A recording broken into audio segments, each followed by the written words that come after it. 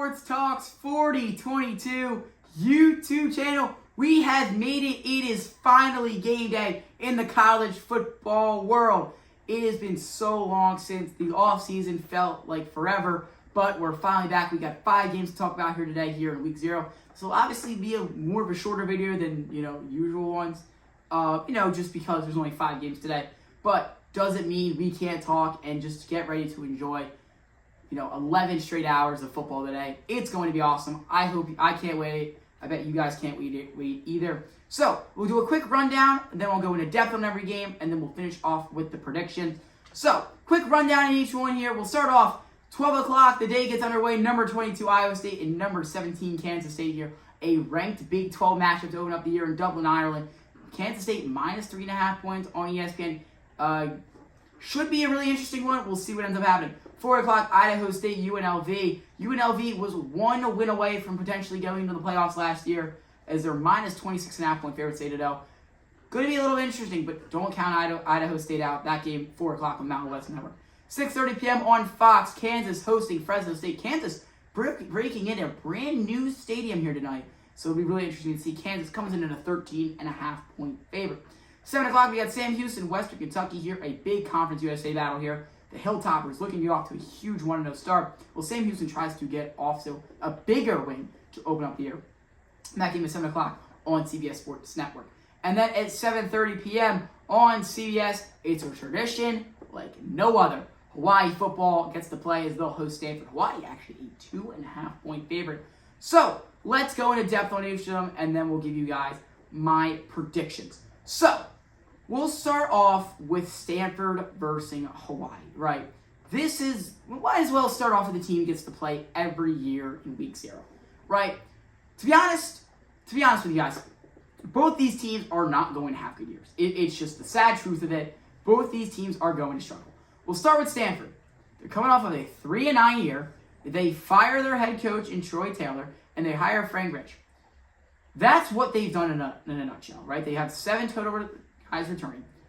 Here's the problem. They have 4-star Elijah Brown, who was looking to be the starter, and he's getting limited action as a true freshman. But in late spring, the addition of UCS transfer Dylan Ritz, it means the competition volume, I believe, and it looks Dylan Ritz is going to be the starter here today, is what I'm seeing for Stanford. But I heard they also could be getting some multiple snaps. Please correct me if I'm wrong, or we'll just wait till game time. But Stanford, they're going to have to try and figure this out, right? It's that time, right, where Stanford has not been relevant since Christian McCaffrey was there, right? They need to start to get somewhere. The quarterback room is not good. Both guys are not amazing. And this Stanford team is going to struggle. I mean, they're not quite there yet. I think they can get there, but it's going to take time. But not to mention, Hawaii is not much better, right? Hawaii is struggling as well. They're also in the pivots of the Mountain West for many years. Can they finally get over the hump? Well, not this year. In a short nutshell, they went 5-7 last year, 3-4 in conference play. They actually didn't look too terrible. They are returning 11 total starters from last year, so that at least is something good. Timmy Chang, as the head coach, trying to get this Rainbow Warriors team to a level that they haven't been able to get to since 2010, and that's being in a conference title, right? But we'll see, right? They go out, they lost their starting quarterback in Braden Schwartz, but it's all right, because they have the redshirt freshman, Michael Arajo, who is a 3-star recruit and was impressed in his first career start to go that 2024 season, right? Besides him, they got the JUCO transfer, Luke Weaver, who has 5,000 yards and 44 touchdowns in 2 seasons. That's pretty good quarterback room that Hawaii's going to be working with. But they also would I love to go out. How about going out getting a wide receiver in Jackson Harris? Jackson Harris, right? We'll see, right? He's not super strong yet, but I think it's very good. It gives him another weapon to look out for. But the thing that really scares me is the Hawaii defense. They did a good job last year. I thought the Hawaii they did a good job through the air. The D-line needs to get better. It's that simple, right? The D-line needs to get better. It felt like it didn't get super better, but I do like their Ed Rusher and Elijah Robinson. Looks to be having a big year. I think he's in for a huge year this year. But I still think there's a lot of work that needs to be done with Hawaii. So it'll be really interesting to see what comes down in this one here today. We'll move in. Might as well get this game out of the way really fast. 4 o'clock, we got Idaho State UNLV, right, on the Mountain West Network. UNLV, if they don't win this game by 20 plus, right? I'm not even gonna tell you in a spread way, they don't cover the spread. No, if they don't handily beat Idaho State, there's an issue, right? I get it. They're only returning 4 starters. It doesn't matter. Same head coach, right? Mike Mullen. Dan Mullen has a chance to do something for UNLV, and that is get them back to where they want to be. Because their schedule is not insanely hard. They do have to play Boise State, who is a challenging opponent, but they're the second best team in this conference, in my opinion. The Rebels have a chance. I think they have a really strong team rolling together. And it looks to be that Alex Orji is going to be the starting quarterback here tonight, right? I'm really excited to see this, right? Because he was going to be the Michigan starting quarterback last year. He was for a bit, but let's just be honest, he did not live up to the hype one bit, and they benched him very fast. But hey, don't get me wrong. I think Al Georgie definitely could save this program. Don't get me wrong. There's a lot of question marks still, but again, UNLV, they shouldn't have any problems here today in this one. Let's talk about the Conference USA game. Sam Houston versus Western Kentucky. Like I said, 7 o'clock tonight on the CBS Sports Network. This Conference USA, Sam Houston coming off of a 10-3 year last year, 6-2 in conference play. They were finished third there, and they won the New Orleans Bowl. They're going to be returning only 6 total starters as they lost more guys last year. But looking where it's going to be, right? Hunter Watson returns after a strong dual threat campaign. He just missed 2,000 pass yards, made a huge impact on the ground, rushing for over 600 yards and 9 touchdowns, making him the team's second leading rusher. You talk about a dual threat quarterback, they've got it there. Sam Houston could get somewhere with this, right? Now, I do think the defense, I think the defense is bad. I think the defense got really hit bad. They lost defensive lineman Chris Murray. They lost the defensive back in Caleb Weaver. They lost the defensive lineman Quincy Wright, a defensive back in David Fisher, and a linebacker in Trey Fields. That's some huge key pieces lost, right? The linebacker room, the secondary is not that good. But the thing that I think, I'm going to be honest, in the nicest way, the thing that I think drags this team right now down is the coaching. I'm just going to be honest. I think the coaching is what's going to drag them down and what's going to make them hit their head really hard, and they're going to be fighting just to make a bowl game, in my opinion. I think Phil Longo is a very questionable head coach, right? I'm just going to be honest. We'll see, though. We'll see, right? I don't want to talk negative, right? It's week 0. Be happy, but there's definitely question marks. Now, Western Kentucky. They're coming off of an 8-6 year, but by no means should they be what they did last year, right? This team is built for success, in my opinion. I think they went out and had a phenomenal offseason, right? They got their quarterback, right? Maverick McCall, who is from Albany Christian. We'll see, right? I mean, I think Ty Helton is overhauled much by the offensive staff this season, turning into the Albany Christian offensive coordinator in Rick Bowie, who helped the Wildcats in the top 20 of scoring in 2024. They bring in a new offensive coordinator, and now I don't know. I don't know how to feel about McCall, right? I think he should be Maverick McCall. I'm not sure how to pronounce it yet. I'm still trying to figure that out. He should be in for a good year. I think he's going to help this Western Kentucky team. But what I love about this Western Kentucky team, though, that I don't think many people are really talking about, is I love the defense. And I think some people may go, dude, what are you talking about? I think they just have some scary players on here that people don't realize. Marcus Knight should have a heck of a year. Not to mention, the defensive front will look completely different this fall, but I think it's better than last year. So overall, this game is going to be really tight tonight, and that's what it was looking, but I do think Western Kentucky is going to slowly be pushing away to make it more of a blowout. But we'll see, right? And then Kansas, Fresno State. Before we get in the big game, we'll go into depth on Kansas taking on Fresno State tonight. Fresno State, they're coming off of a 6-7 year, right? They went 4-3 in conference play. They lost the Idaho Potato Bowl. They're returning 9 starters, but not 9 great starters, in my opinion. To be honest, though, the team definitely did get worse, right? But hey, E.J. Wagner, who's coming from Rice and Temple, who had 58 career touchdown passes I'd watch out because I think Fresno State has the opportunity to go from California all the way to Kansas.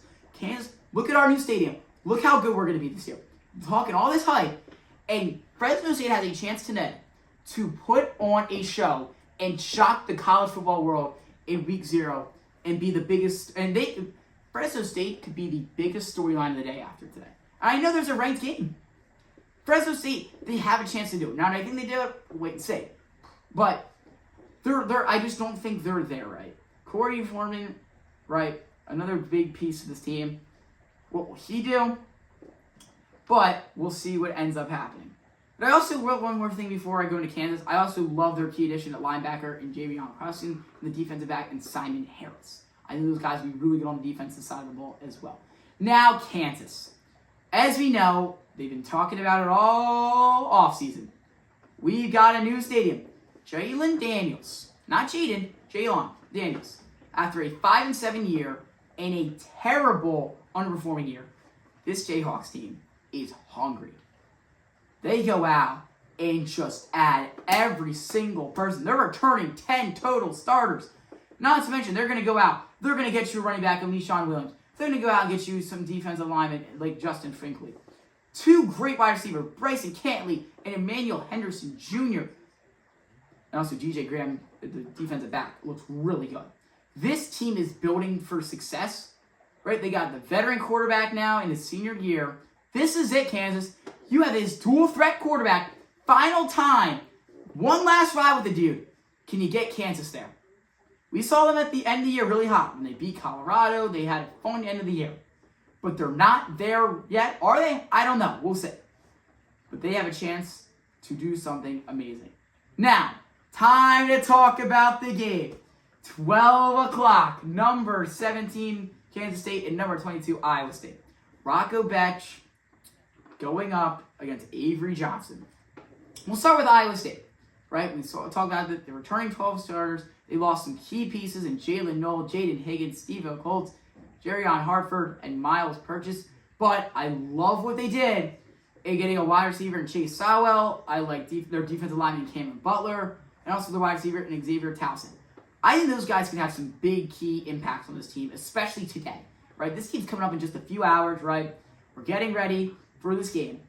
And for Kansas State, they're in this moment of they're returning 12 guys. They finished 8th in the Big 12, going 9-4. James Brown, who's a huge receiver. But here's what I'm going to say before I start going to you guys in my predictions. The entire game for Kansas State matches up very well. Iowa State matches up very well. That's all there. It's can Avery Johnson play his potential, right? He had a great first full season as a starting quarterback, but I just don't know. It all comes down to what Avery Johnson does. If we get good Avery Johnson, they're gonna win. We get a mid Avery Johnson or a bad Avery Johnson, they probably lose, right? So now it is time for the college game day predictions. Let's start us off. We'll go from the worst game, I guess you could say, to the best game. So, we'll start off the game at 4 o'clock on the Mountain West Network, Idaho State versus UNLV. I will easily be taking UNLV here. I just think they're going to be too much.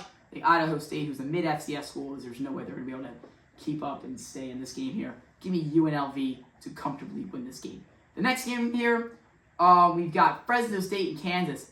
Like I said, Fresno State has an opportunity tonight to shock the college football world and beat Kansas. There's no question. They have a chance to go in that stadium and do it. Do I think they do it? I don't think they do. I think Jaden Daniels is a little bit too much, and Fresno State's defense is going to struggle a bit too much, and Kansas ends up winning this one.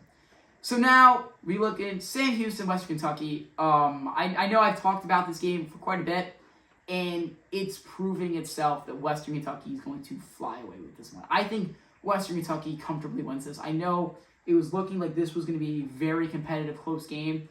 It's just looking like Western Kentucky slowly separating themselves, and they're going to get the job done. So I'll take Western Kentucky to beat Sam Houston. So now it's time. These are the two games that are actually really good. 7:30, we got Stanford, Hawaii. Don't get me wrong. I love me some Hawaii football, but both teams are going to struggle, right? I think it comes down to a late field goal, right? And I just can't go against Stanford. I will take the upset pick here. Give me Stanford to beat Hawaii. I think they're just a little bit better than Hawaii right now. Both teams are not good. I think doesn't suck as much as Hawaii. Stanford doesn't suck as much as Hawaii. So give me Stanford to beat Hawaii. Now it's time for the game day prediction. Number 22 Iowa State versus number 17 Kansas State in the battle in Dublin, Ireland for a Week 0 humongous Big 12 matchup between two amazing squads. Avery Johnson going to have to try to play his best against Rocco Betch. For my prediction, there's one right answer and one right answer only. Give me the Iowa State Cyclones to beat Kansas State here today. Iowa State on top. Here are my Saturday predictions. Enjoy the day. Give me Iowa State to win. Enjoy the day. Football is back. And we'll see you next time.